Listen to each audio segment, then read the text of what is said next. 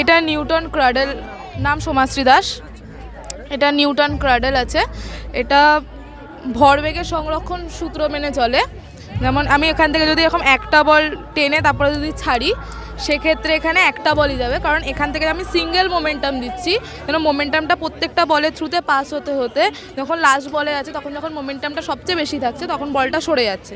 এরকম যদি আমি দুটো বল ছাড়ি সেক্ষেত্রে ডবল মোমেন্টাম যাচ্ছে, তখন এখান থেকে ডাবল বল সরে যাবে। এবং যতগুলো বল আমি ছাড়বো ততগুলো সেরকমভাবে ওই পাশের বলটাও সরবে। আমরা হচ্ছে Saint Unions high school for গার্লসে ক্লাস 10-এর ছাত্রী। আমি সন্দীপ্তা রায় ও হচ্ছে আরাত্রিকা ঘোষাল। আমাদের মডেলের বিষয়বস্তু হচ্ছে Ocean pollution and it's effect. আমরা জানি বাস্তুতন্ত্রে মানব জীবনের সাথে সাথে সমুদ্রের নিচে উদ্ভিদ জগৎ এবং জীবজগৎ উভয়ই গুরুত্বপূর্ণ। আমাদের সমুদ্র দূষণ এখন প্রায়ই একটা হয়ে থাকে। আর আমাদের দূষণের কথা বলতে গেলেই সবার আগেই মনে আসে প্লাস্টিক দূষণ। প্লাস্টিক দূষণ একটা খুবই প্রচলিত এবং সর্বোচ্চ এখন দূষণ হচ্ছে। প্লাস্টিক দূষণ আমাদের নিজেদের অসচেতনতায় এবং বিভিন্ন নানাভাবে সমুদ্রের জলে প্লাস্টিক মেশে এবং সমুদ্রের যে জীবেরা থাকে বা ছোটো ছোটো মাছ, বড় বড় তিমি, তারা প্লাস্টিককে খাদ্য হিসেবে গ্রহণ করে। এই প্লাস্টিক অনেক দিন জলে থাকাকালীন ন্যানো প্লাস্টিকে পরিণত হয় এবং ন্যানো প্লাস্টিক মানুষের জন্য খুব ক্ষতিকর। এছাড়াও কলকারখানার দূষিত পদার্থ, সমুদ্রের জাহাজ দিয়ে নির্গত দূষিত ধোঁয়া, তেল সমুদ্রের জলকে ব্যাপকভাবে দূষিত করে। এছাড়াও আমাদের কলকারখানার যে ধোঁয়া আছে সেগুলো দিয়ে CO2 বাতাসে মেশে। বাতাসে CO2-র পরিমাণ বাড়লে সেগুলি সমুদ্রের জলের সাথে বিক্রিয়া করে কার্বনিক অ্যাসিড তৈরি করে। আর এই কার্বনিক অ্যাসিড আমাদের সমুদ্রের শামুক, ঝিনুক যে খোলকযুক্ত প্রাণীরা থাকে তাদের খোলকে থাকে CO2। সেই CO3-র সাথে বিক্রিয়া করে সেগুলোর খোলকগুলোকে বিপন্ন করছে। আমাদের কার্বনিক অ্যাসিড হচ্ছে একটা মৃদু অ্যাসিড। এখন আমরা কার্বনিক অ্যাসিড দিয়ে দেখাতে পারবো না বলে কার্বনিক অ্যাসিডের পরিবর্তে এখানে HCl ব্যবহার করেছি। HClটি এই যে শামুকের ওপর দিলে যে বুদবুদটি তৈরি হচ্ছে এটা হচ্ছে CO2। এই শামুকের যে CO3 যে খোলসটি থাকে ওইটাকে ক্ষতি করছে। এর ফলে শামুক, ঝিনুক, বিভিন্ন খোলকযুক্ত প্রাণীরা ওদের অস্তিত্ব বিপন্ন হয়ে যাচ্ছে। এইটা হচ্ছে আমাদের পরিষ্কার সমুদ্র।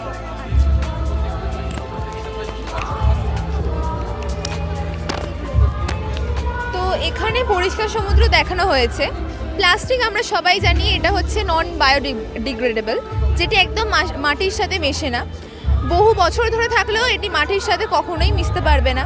এখানে আমাদের দেখানো হয়েছে কলকারখানা থেকে নির্গত দূষিত বর্জ্য পদার্থগুলি বহু প্রসেসের কারণে এটি ভালোভাবে জল হয়ে সেটি সমুদ্রের জলে মিশছে, ফলে এটি সুস্থ থাকছে সমুদ্রের জীবজগৎ। তার পাশাপাশি দেখানো হয়েছে প্লাস্টিকের ব্যবহার কমাতে হবে। প্লাস্টিকের ব্যবহার কমিয়ে এই কাগজের ব্যবহার বাড়াতে হবে। কাগজের ব্যাগ এবং কাগজ দিয়ে নানান জিনিস তৈরি করা হলো মানুষের লক্ষ্য এখনকার দিনে। আমরা এখানে দেখাতে পারি যদিও আমরা প্লাস্টিক ব্যবহার করি, তো তার সাথে সেই কারণের জন্য এখানে এই রিসাইকেল বিনটি রাখা হয়েছে। কারণ আমাদের অতি পরিচিত 3R অর্থাৎ রিডিউস, রিসিউজ, রিসাইকেল, এই তিনটি প্রক্রিয়ায় আমরা প্লাস্টিককে নানাভাবে আবার পরিবর্তনের মাধ্যমে কাজে লাগাতে পারি। প্লাস্টিকের ব্যবহারে আমি যেটা আগেই বললাম যে কাগজের ব্যাগ ব্যবহার করতে পারি। এর ফলে প্লাস্টিকের ব্যবহার কমার ফলে আমাদের প্রকৃতিতে CO2 এর পরিমাণ কমবে, ফলে প্রকৃতি সুস্থ থাকবে এবং সমুদ্রের যে জীব জগৎগুলি রয়েছে সমুদ্রের নিচে, যেমন শামুক, ও কিছুক্ষণ আগেই পরীক্ষা করে দেখালো ওখানে শামুক, এদের ওপরের খোলসগুলি, আস্তরণগুলি সবাই একদম সজীব থাকবে এবং প্রাকৃতিক শক্তির মাধ্যমে আমরা এই কার্যগুলিকে যদি আমরা চালাতে পারি তাহলে যান্ত্রিক শক্তির থেকেও প্রাকৃতিক শক্তি বেশি প্রয়োজনীয়। তো সেই কারণে এই ইয়েগুলিও মানে CO2-র পরিমাণ কমবে এবং এই প্রক্রিয়ার মাধ্যমেই আমরা এই কাজগুলিকে যদি করতে পারি, মানুষ যদি একটু সচেতন হয় তাহলে আমরা পরিবেশ সুস্থ থাকবে, আমাদের পরিবেশ, বাস্তুতন্ত্রের ভারসাম্য রক্ষা পাবে। এটাই আমাদের মূল উদ্দেশ্য এবং আমাদের মডেলের মূল ভাবনা।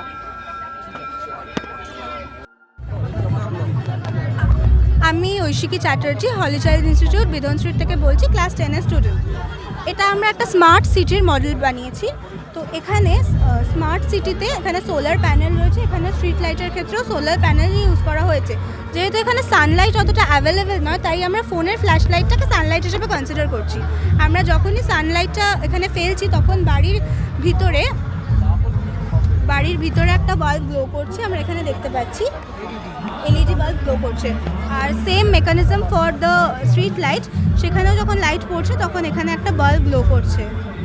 আর এটা হচ্ছে হ্যাঁ, এটা অন্ধকার হয়ে গেলে নিভে যাচ্ছে। এখানে অন্য লাইটও আছে তাই জন্য এটা গ্লো করছে। এটাও যেমনি সেম আমরা অন্ধকার করে দিচ্ছি, তখন অন্ধকার করে দিলে এটা নিভে যাচ্ছে। আর এটা হচ্ছে সিকিউরিটি অ্যালার্ম। এখানে বাড়ির দরজাতে যখন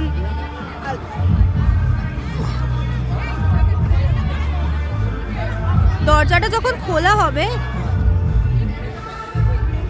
আমার দুটো হাত লাগবে, দেখো একবার। হ্যাঁ, এটা সিকিউরিটি অ্যালার্ম। এখানে যখন দরজাটা খোলা হবে তখন বাজার বাজবে। তো এক্ষেত্রে আমরা ব্যাংকে, কোনো কলকারখানায় বা কোনো বাড়িতে যেখানে লোকজন নেই সেখানে আমরা এটা ইউজ করতে পারবো, যাতে যখন অ্যালার্মটা বাজবে বাড়িতে যারা আনকনসিয়াস আছে বা বাড়িতে যখন লোক থাকবে না তখন যারা নেবার্স আছে তারা যেন অ্যালার্ট হয়ে যায় যেখানে কোনো প্রবলেম হচ্ছে। আর এটা হচ্ছে রেন ওয়াটার হারভেস্টিং। এটা হচ্ছে কালেক্টিং ট্যাঙ্ক, এটা ফিল্ট্রেশন ট্যাঙ্ক, আর এটা স্টোরেজ ট্যাঙ্ক। এখানে যখন বৃষ্টির জল পড়বে তখন এখানে জলটা ফিল্টার হয়ে এই স্টোরেজ ট্যাঙ্কে এসে জমা হবে। একটু কাট। এখানে যখন বৃষ্টির জলটা পড়বে তখন এখানে এটা ফিল্টার হয়ে এই স্টোরেজ ট্যাঙ্কে এসে জমা হবে, যেরকমটা আমরা দেখতে পাচ্ছি অলরেডি। তো এখানে আমরা স্যান্ড, কটন আর ফেবেলস ইউজ করেছি। তো এইখানে স্টোরেজ ট্যাঙ্কে যে জলটা জমা হচ্ছে সেটা এক্ষুনি আমরা ড্রিঙ্কিং পারপাসে ইউজ করতে পারবো না, এটা ফার্দার ফিল্ট্রেশন দরকার। কিন্তু আমরা এখানে for gardening, for household purpose আর আন্ডারগ্রাউন্ড ওয়াটারটাকে রিচার্জ করতে আমরা এই জলটা ইউজ করতে পারবো।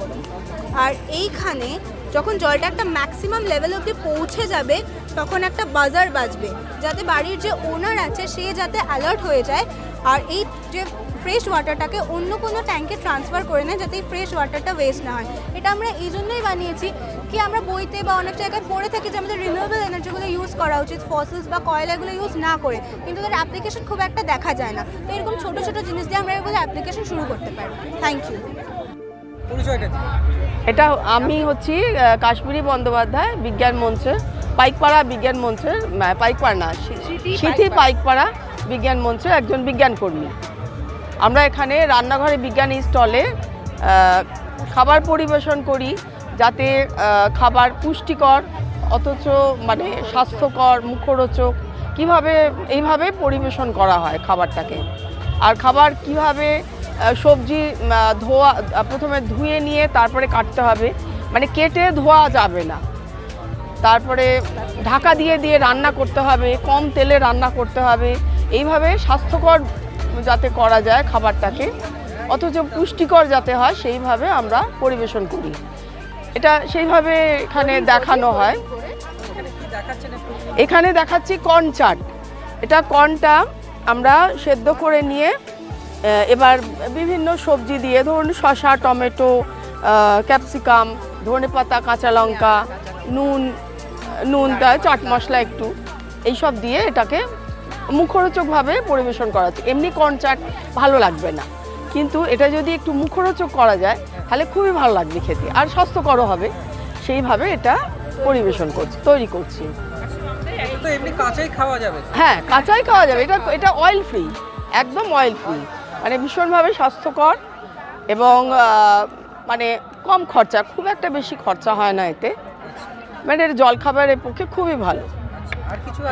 আর একটা করব আমরা, সুজির উপমা করব। সুজিটা ওই খুবই অল্প তেলে একটু ফোড়ন দিয়ে সুজিটা সাটে করে তার সঙ্গে ওই একদম গ্রেট করে রাখা এই গাজর এগুলো দিয়ে সুজির সঙ্গে, হ্যাঁ ওই যাই হোক সবজি, সব শীতের সবজি দিয়ে আমরা সুজিটা উপমা তৈরি করব। মানে সেটাও যাতে মানে স্বাস্থ্যকর হয়, মানে অয়েল ফ্রি যাতে হয় কিংবা কম অয়েলে করা যায়, সেইভাবে এখানে মানে তৈরি করছি এবং সেইভাবে এখানে বলা হচ্ছে, মানে দেখানো হচ্ছে রান্নাঘরে বিজ্ঞানে। আমাদেরকে কিছু দেখায় না।